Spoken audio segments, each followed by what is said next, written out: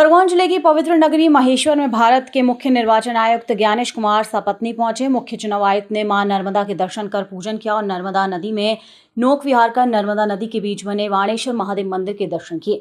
मां अहिल्या किले और मूर्ति के माल्यार्पण कर अपने आप को सौभाग्यशाली होना बताया। उन्होंने मां नर्मदा में नौका विहार का अनुभव साझा कर बताया, भारतीय संस्कृति की इन धरोहरों को देखकर अभिमान भी होता है और अच्छा भी लगता है।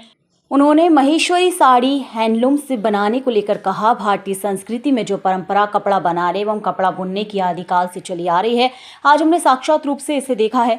अहिल्या किले की नक्काशी को देखकर आश्चर्य जताया। कितनी सुंदर नक्काशियां कारीगरों ने पत्थरों पर उखेरी और आश्चर्यजनक ये कि इन्हीं नक्काशियों को बुनकर महेश्वर साड़ी में रंगों एवं धागों से उखेर रहे हैं। उन्होंने बोला, सारे कारीगरों को नमन है, पूरे देश को इन पर नाज है। दूसरी ओर इस दौरे में चुनाव आयुक्त ज्ञानेश कुमार ने पत्नी के साथ अहिल्या किले नर्मदा घाट के साथ पर्यटक नगरी महेश्वर का खूब आनंद उठाया। उन्होंने अहिल्या किले पर फोटो सेशन कर स्मृति में भी कैद किया। महेश्वर पर्यटन नगरी को उन्होंने काफी अच्छी एवं मनोरम बताई। एक नगरी महेश्वर में मां नर्मदा, भगवान बाणेश्वर का आशीर्वाद लेते हुए हमने देवी अहिल्या को माल्यार्पण करने का सौभाग्य भी प्राप्त किया और उनके महल को देखने का भी सौभाग्य प्राप्त किया। नौका विहार भी किया आपने? नौका विहार भी नर्मदा में रहा और भारतीय संस्कृति की इन धरोहरों को देखकर अभिमान भी होता है और बहुत अच्छा भी लगता है। सर, महेश्वरी साड़ी की आपने देखी, कैसी लगी? महेश्वरी साड़ी हमें बहुत अच्छी लगी और एक तो हम खरीद भी चुके हैं।